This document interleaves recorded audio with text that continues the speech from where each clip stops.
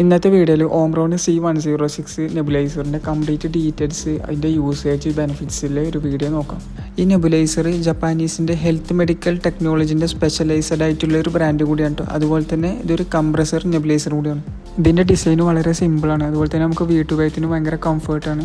നെബുലൈസറിൻ്റെ speed 0.3 ml/min വരുന്നത്. ഒട്ടും disturb ആവാത്ത രീതിയിലാണ് ഇതിൻ്റെ സൗണ്ടും വരുന്നത്. നമുക്ക് ഈ നെബുലൈസറിൻ്റെ കൂടെ ആക്സസറീസ് ആയിട്ട് നമുക്ക് അഡൽട്ട് മാസ്ക്, ഒരു child mask, mouthpiece, air tube, പിന്നെ നെബുലൈസേഷൻ കപ്പ്, അതുപോലെ ഒരു ഫിൽറ്ററും എക്സ്ട്രാ ഇതിൽ അവൈലബിൾ ആണ്. പിന്നെ ഈ നെബുലൈസേഷൻ കപ്പിൽ വരുന്ന റൈറ്റാണ് വാപ്പറൈസർ ഹെഡ്. ഇത് ശരിക്കും ഈ നെബുലൈസറിൻ്റെ ഹെഡും കൂടിയാണ്.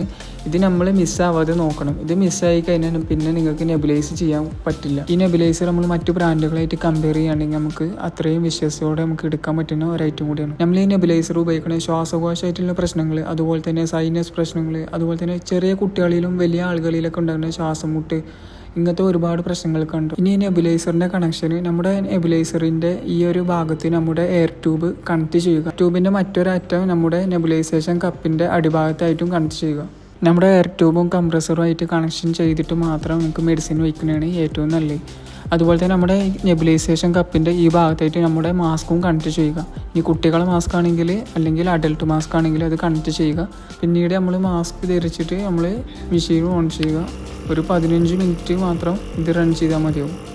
നമ്മളിതിൻ്റെ മെയിൻ്റനൻസ് നമ്മൾ കീപ്പ് ചെയ്യേണ്ടത് നമ്മൾ ഓരോ ഉപയോഗത്തിന് ശേഷവും നമ്മളിതിൻ്റെ കപ്പ്, അതുപോലെ തന്നെ മാസ്ക്, മൗത്ത് പീസ് അത് ചെറിയ ചൂടുവെള്ളത്തിൽ നല്ലപോലെ വാഷ് ചെയ്യണം. പിന്നെ നമ്മൾ നോക്കേണ്ടത് ഇതിൻ്റെ ഫിൽറ്ററാണ്.